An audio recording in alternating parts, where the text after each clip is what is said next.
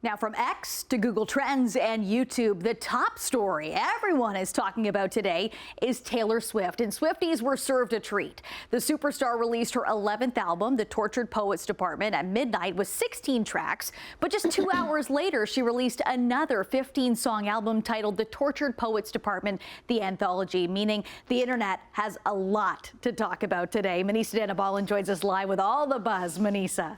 Nicole, it's not a surprise that the album has already broken a record, but at the same time, it doesn't seem to be as big a hit among some fans and critics as usual. Swift's latest outing is being described as boring and cringy. After months of build-up, it's finally out, The Tortured Poets Department.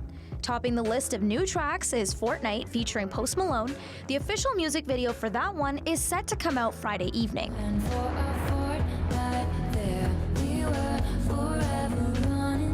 Florence and the Machine is also featured on the album, but let's get into what many people are talking about. With 31 songs, there's lots to digest for Taylor Swift's fans, who are always trying to decipher the lyrics to figure out what or who she's referring to. While many expected Swift to take aim at Joe Alwyn after the end of their 6-year relationship, and she did, it seems her brief relationship with 1975's Matty Healy took the spotlight on the new album.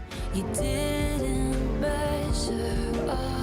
Another one, titled But Daddy I Love Him, seems to refer to Healy as well. Shockingly, Swift also appeared to take aim at her fans in the same track, following the backlash she faced for her rumored romance with the British singer in 2023. God save the most judgmental creeps who say they want what's best for me. Thank You Amy is another song creating some buzz.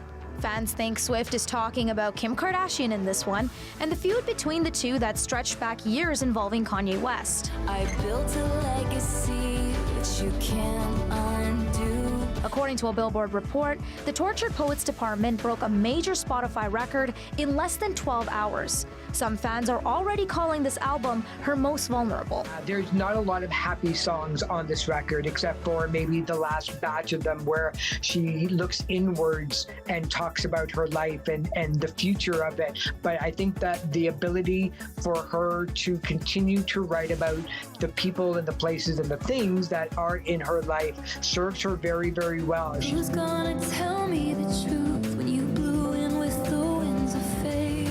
However, the new music seems to have divided fans and critics for the first time in Swift's career. Words like boring and cringy are being used to describe it. An NME review calls the album a rare misstep and describes it as surprisingly flat and at times cringeworthy. People in their 30s are usually cringy because they're still dealing with their issues in the 20s that they never figured out. Those reviews that might be a little bit negative might be thinking, we've seen this story before, but I don't know. I'm kind of thinking that this is probably one of the greatest double albums in music history. In a post last night after the release of the second installment, Swift wrote, "I'd written so much torture poetry in the past 2 years and wanted to share it all with you." Later saying, "Now the story isn't mine anymore. It's all yours." Swift's new album got some love on social media from Donna Kelce. Her boyfriend Travis Kelce's mother, Brittany Mahomes, also shared some love on Instagram as well.